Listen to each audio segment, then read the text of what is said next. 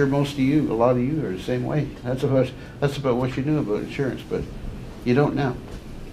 And I think that that's a really important point, Alan, is that, as people start to choose the industry, we will see sort of more and more sort of that drive to articulate like what you're bringing to the table. And I think that, as you're asking yourself and following Mario's advice and Alan's advice as well, in terms of taking that inventory of skills and thinking about how you can transfer them in, it is possible to enter sort of at that, I wouldn't say necessarily moving into a middle management role without some of the technical knowledge, but I think certainly an intermediate specialist role would certainly be accessible to you. I think that it's about sort of being able to take your skill sets and experiences and being able to articulate them as well in the insurance context. So doing that research to make sure that what you're doing is, yes, okay, maybe it was a high volume of service, or maybe it was a high volume of information and data processing, but being able to articulate, like, were you assessing risk, were you engaging in conversations, when people were at a vulnerable state, like what was it that can really help them understand how you tie into the roles that are currently available. Okay.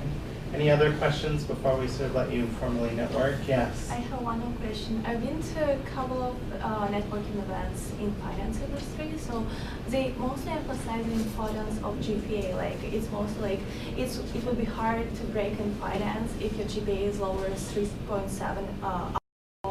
Do you have any requirements for GPA in insurance industry, or it's more like other things you're looking at?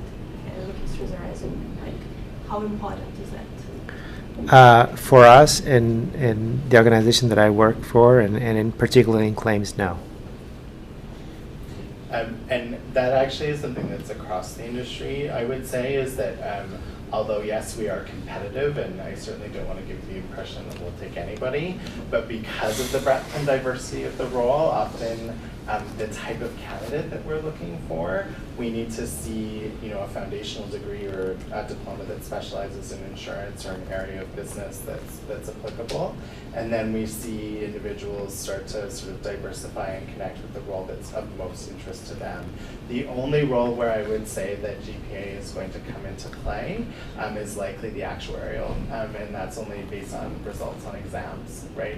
If somebody has completed 4 exams versus 2, that could be a differentiator, but in terms of the other roles, it's really about best foot forward, competitive, in terms of being able to show your drive, but not necessarily competitive in terms of necessarily your schooling degree profile.